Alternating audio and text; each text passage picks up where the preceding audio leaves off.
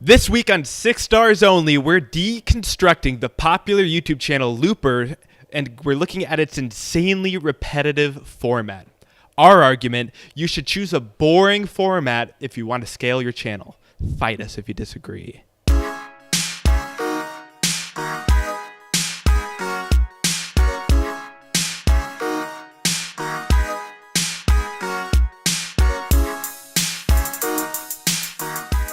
All right, guys, welcome to 6 Stars Only. This is the weekly show where best friends and experienced YouTube creators, Matt Woods, that's me, and my best friend, Jake Arndt. Say what's up, Jake.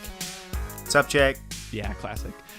We're sharing our wins and our massive failures, of which there are many, with the world as we learn to make videos that matter. So one of the things that we've been talking about, a little bit low-key obsessed with, is this viral YouTube channel. Do you call it viral? Popular. It's popular and successful if you're just looking at view count and follower, for sure.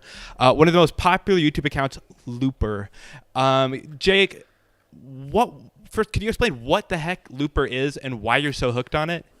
Yeah, so Looper is basically, if I could explain it, it's kind of like the junk food of YouTube videos, which I guess, I don't know, pretty much all YouTube videos are kind of like junk food, I guess, to a certain extent. But it's basically a very buzzword-ish, listicle kind of video site, almost like a BuzzFeed, where it's like, top 10 reasons why Brendan Fraser isn't in movies anymore, or 5 hidden things that you might have missed in Harry Potter, or whatever.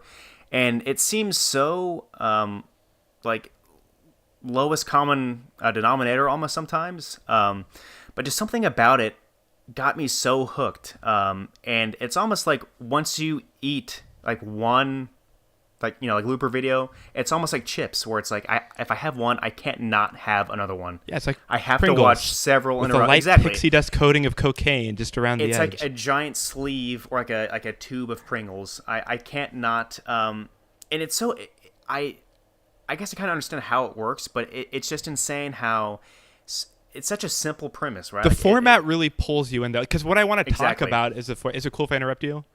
No, yeah, that's totally fine. I never do this How in real dare you life. do that to me? Ever. No, you're fine. Just kidding. So one of the things I wanted to talk about is how Looper, kind of its killer formula, is that it uses the most boring formats that work, and it just uses them again and again and again and again. And it doesn't worry about being original with every single video, but it uses what I call the House Hunters model. Have I explained this to you? Or like kind of ranted at you about this? I think you might have mentioned it before, but explain, expound upon it a little bit if you don't mind. Look, here's the thing. Are you familiar with House Hunters? It's the show where this realtor takes a couple or a guy or 2 roommates or whatever, and they go look at 3 houses. One of the houses is super fancy and rich and nice. One of them is cheap and it's a budget buy, and the other is somewhere in the middle. And then they pick one of the houses. That's it. There's no secret advanced plot twist. There's no M. Night Shyamalan, like, oh no, and the house was your mother the whole time. It's just simple 3 houses. You buy one and you want to see what's next. Curiosity. Exactly, yeah. And the great thing is, this is like $1 billion show. It's made tons of money for its creators, tons and tons of episodes, super successful, not because the format is advanced or complicated or overthinking itself, but specifically because it doesn't. And that allowed it to focus on what it does well and allow the parts of the show that are interesting shine. And that's what's allowed it to scale. Exactly, yeah. Yeah, and I think, and that's something that, we can, I guess, talk about more here in a bit, but it's like you said, it's such a simple format, and everyone knows exactly what it is. It's taking things that are just popular and just finding what works and just diving completely into that. And I think that's something that... Sorry, go ahead. What I was going to say is I think there's so much pressure to make every single thing you put out on the internet, especially with YouTube videos, a unique snowflake. And if it's not it's just like bleeding artist and it's so new and everything is amazing, then it feels like you've failed before you even hit publish. And so people don't. Exactly. Yeah. And I think, and I'm a fan now of that kind of weird, it sounds bad, like generalizing, like millennials, because I am one, but kind of that weird offbeat, almost meta. Everything's super meta now, it seems like that might just be me, but it's very meta and very like anti-humor, and it's very the shtick almost seems like to be the most unique with comedy, and or what just like, like any form of content, like you have to have some form of like originality. Everything's a meme. But everything's a meme, yeah, and it's so hard to like follow that up. Like it's really tough to do it once, but especially doing it week after week and it's exhausting with it completely. And Looper they just understand that, okay, what are things that people like? People like celebrities, people like movies, TV shows, people like Harry Potter or whatever, and they just dig right into it. And I admire the unashamed approach that they have to it, because I think that's something that people, from someone who has thousands of subscribers to someone who's just starting out, to obviously one of the best things you can do is just, all right, what do people like?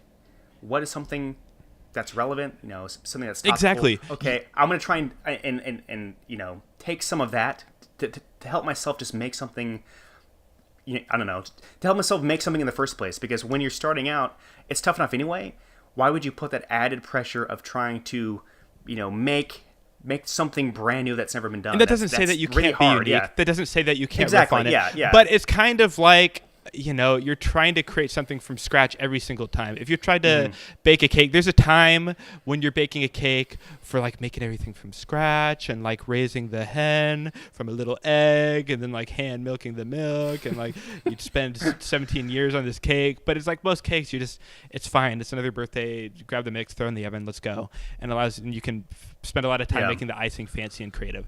But it's like, What I admire about Looper most is that they recognize when they've struck a nerve with a format of video, and they double and triple down on it, and they just mine that. It's kind of like digging for oil, mining for oil, getting the oil from Mother Earth out of the ground. Drilling for oil? Drilling for oil. I like that. That's what it's called, isn't it? Yeah, I knew that.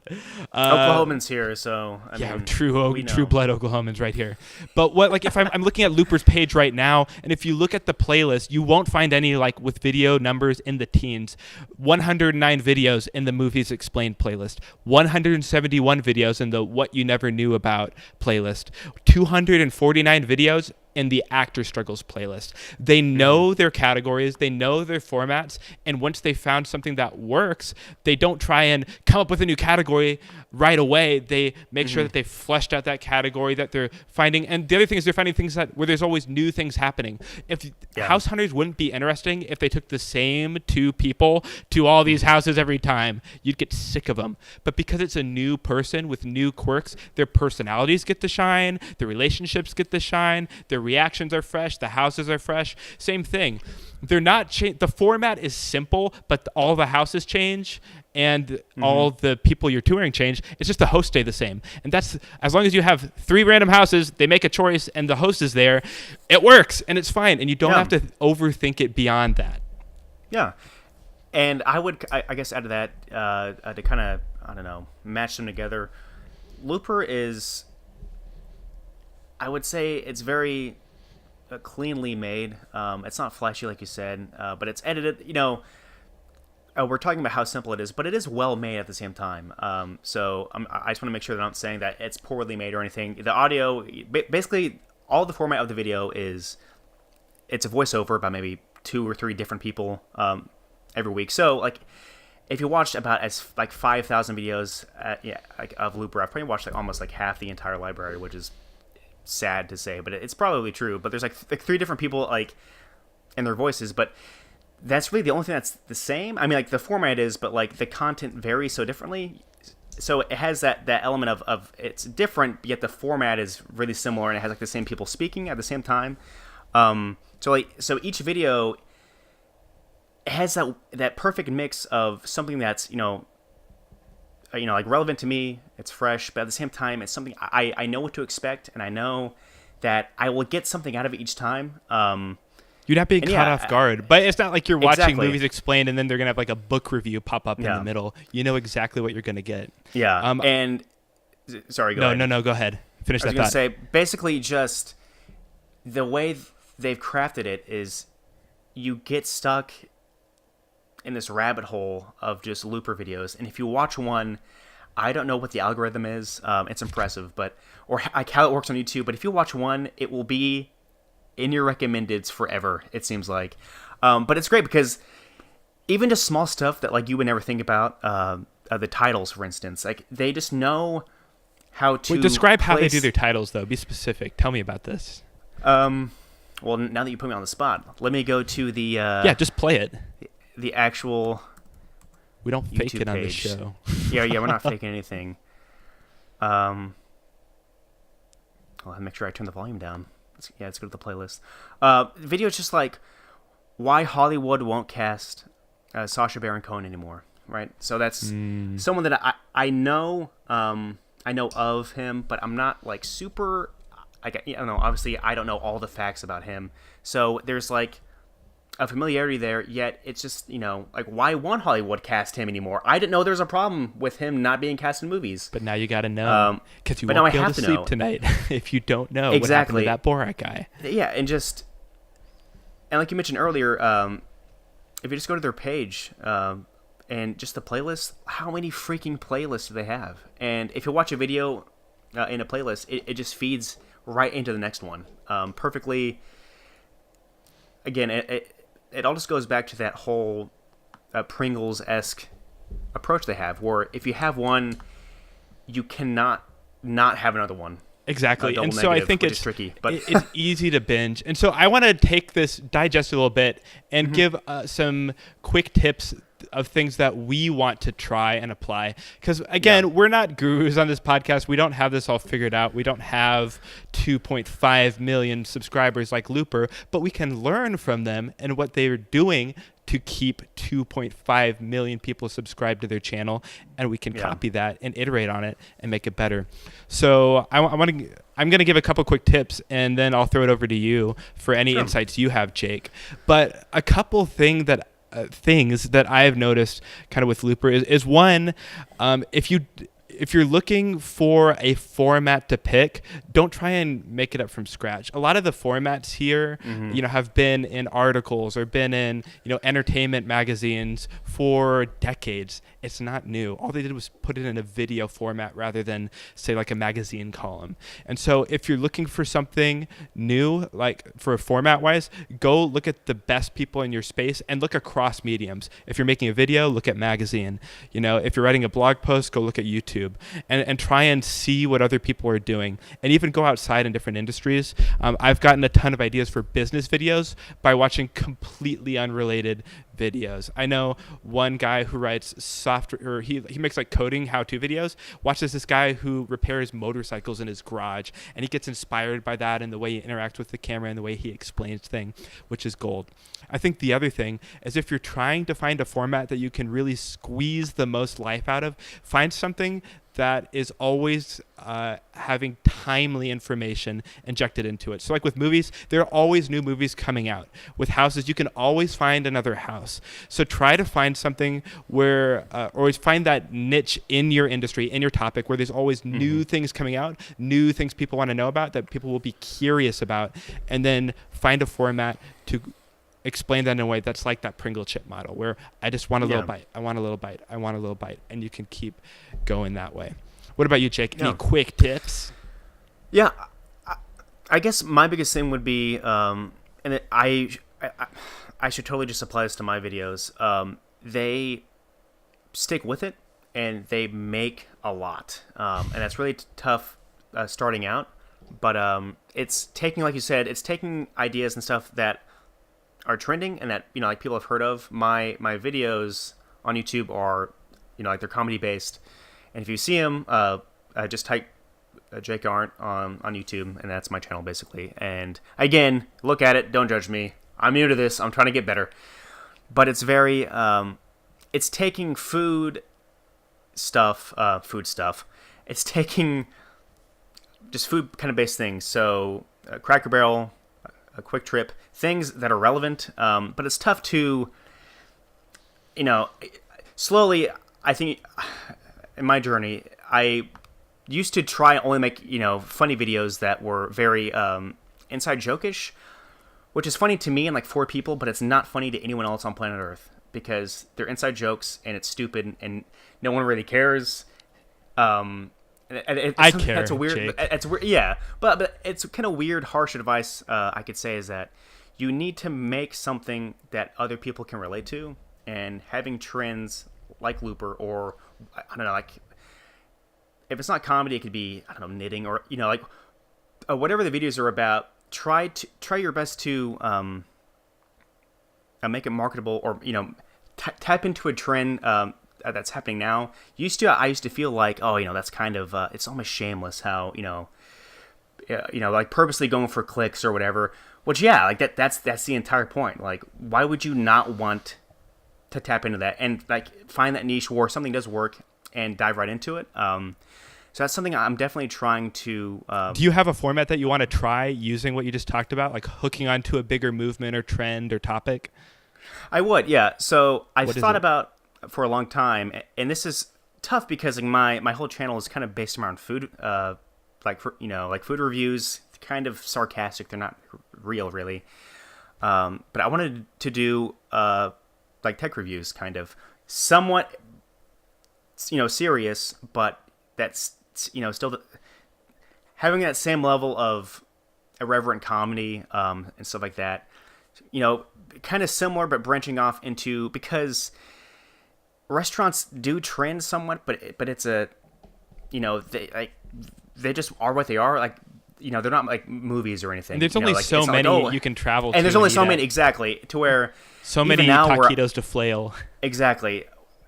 I'm having a tough time thinking of, like the next restaurant to talk about because I just don't want to, and the jokes I've done for the other videos are applicable in some way, shape, or form to that one. So there's really like, I don't know, like there are jokes. So unless I were to be like, a real deal, like, this week on, Taste Time with Jake or something, to where I do like an actual review, that's not really what I'm going for. So I'm going to try and mix it up somewhat. I'm thinking about tech. But yeah, so I'm still trying to figure this out. Again, like Matt Same. mentioned, I don't have this figured out. I'm not a guru. There's a lot of stuff I'm still trying to figure out. But watching stuff like Looper, watching these channels that obviously have something figured out that I don't know, I would be an idiot basically to not like look at a channel that has what was it, 2.8 million 2.5 million. 2.5. So learn your lesson, but kiddos. Exactly. But it's trying to make my stuff more relatable to other people, and not make it so a millennial. I hate saying that as like a derogatory thing, but it is. I mean, like, I don't know. The comedy now is I feel like it's so focused on being different, which is good. Like you can't rip off Watch Mojo or a Looper, which are basically the same thing, but like in like because then you'll just be a shameless rip off, and people will totally see that and be like, oh, this guy sucks. He's just stealing blatantly. But I think the goal is to find something that works and just have that tiny twist of originality. The originality comes as you learn. You may not have it right away. So copy the best you can. Mm-hmm. Put your personality, put your soul out there. Oh man, I sound like some like wise old man from a movie. Now put your soul. Put your soul out there. God, I'm gonna stop. It's preaching. true though. Whatever. Yeah. But and then I think, that's it. That's all I got to say about that. Basically it, yeah. Well, really quick, one practical I'm going to try. I've been thinking on my channel, I've been doing more like business and marketing, kind of like tearing stuff down and looking at stuff and how do you do stuff. I think I want to start a segment just tearing down different companies' marketing stacks and looking at what do they use, how do they use it, if they're using this tool for email automation versus this tool for email automation, why would they be doing that? Why does it work well? Where's their opportunity for growth?